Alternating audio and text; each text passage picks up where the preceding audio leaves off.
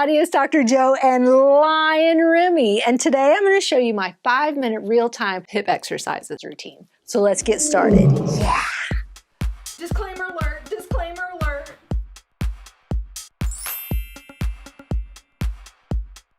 So for this hip routine, we're going to start off with a 45-second warm-up and then go into the exercises, but I'll talk a little bit as we go with the warm-up. So let's just start off with a hip flexion, seated, just to kind of get those hips moving a little bit. So instead of reps and sets, we're going to go for time. So with the time, we'll do 30 seconds, take a little break, and then do 30 seconds again of the same exercise. So you're just going to go at your own pace. Let's do some kickouts now, or long arc quads.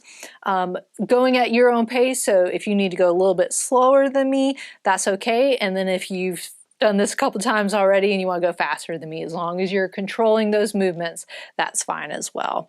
And then now just a little bit of roll out on each side, just again to get those hips moving. And then we're going to go straight into marching standing in a second. So let's go ahead and stand up.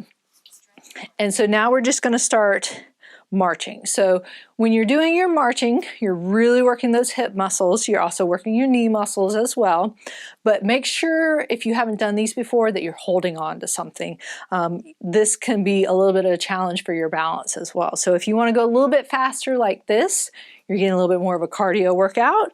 If you want to challenge your balance, go a little bit slower. So you're not working as hard to get your heart going, but you're challenging those balance muscles. And those are really great because those are the smaller muscles. Those are the ones that help in our stability. And so you really want to make sure you're working those as well. So again, if you want to go slow, you can do that.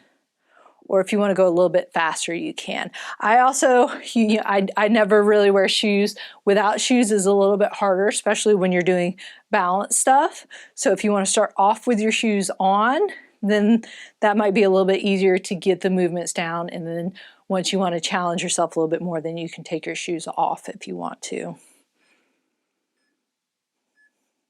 So the next one is going to be a hip flexion extension. I'm going to probably do all on one side, and then the next 30 seconds I'll do all of them on the other side. The key is to keep your upper body upright and make sure you're just moving at your hips. Pull up your toes to help lock them out, and then go front to back. If you need to stop in between, like I did a little bit, you can stop in between, or make sure you're holding on to something while you're going. But you can go continuously, swinging back and forth, or stopping at each one. But make sure your upper body is upright. So I'm not swinging my body, because then I'm not really using my hip muscles. I'm really controlling that movement going front to back.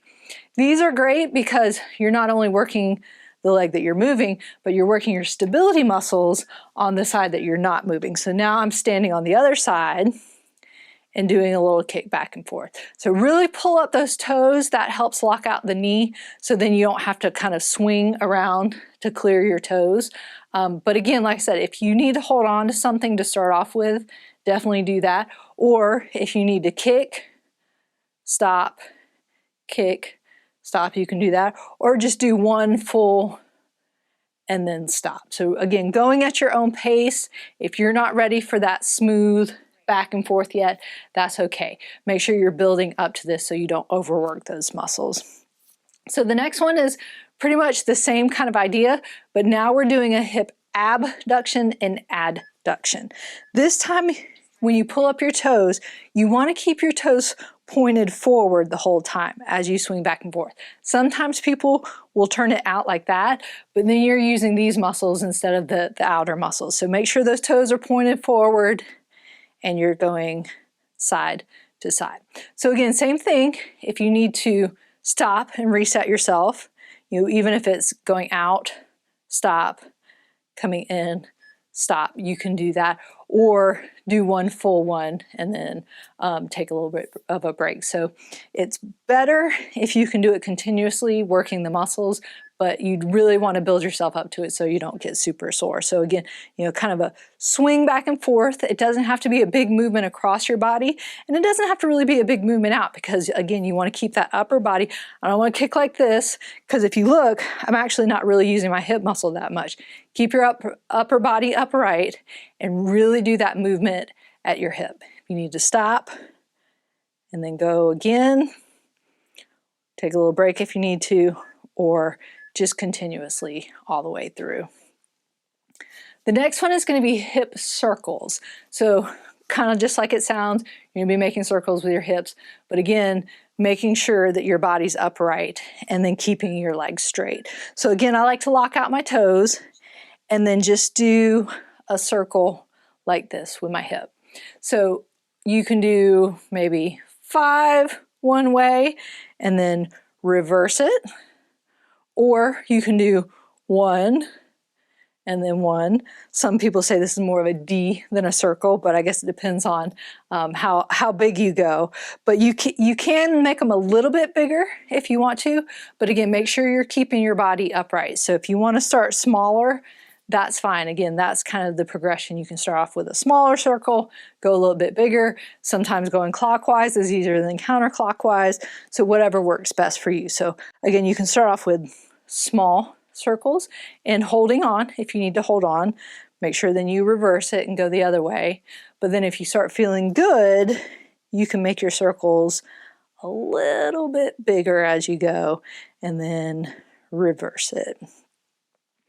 But again, stopping in between if you need to, take a little break, because you're working the side you're standing on as much as you're working the side that you're moving, because you're getting stability on this side and the dynamic movement on that side. So the next exercise is just going to be a squat. Squats are great for the glutes, the hamstrings, and the quads and the hamstrings. So feet about shoulder width apart. You can start off with a mini squat just to get yourself going, really kind of sticking your bottom back. That's going to help with the hips, kind of hinging the hips and going down a little bit. So making sure that your knees don't go too far in front of your toes, really get that hinge back there to get the hips working. If that feels good, then you can start going down a little bit further. Make sure you have a chair or the couch or bed behind you just in case you need to sit all the way down. But each time, if you're feeling good, you can go just a little bit further down. And then the next set of 30 will go all the way down, where you can either just tap the chair or couch, or you can sit all the way down. Just make sure that everything is in a nice controlled motion. So, really coming down, I'm tapping it, I'm not sitting all the way down, and I'm nice and slow coming back up. But even if you need to sit all the way down, you're coming down and then slowly come back up as well. So you're not using momentum, or gravity just to take you up and down. You're really controlling it. Make those muscles do the work. It's harder, but you're actually getting some good strengthening exercises in the hips when you're doing this. So nice and slow, and then nice coming back up. So there you have it. If you'd like to help support my channel by becoming a paid member, make sure and click what? Yeah, on the join button, or click on the link in the description below. What do they get? They get sneak peeks, yep, and extra perks, and just a whole lot of fun. So remember, be safe, have fun, and I hope you feel better soon.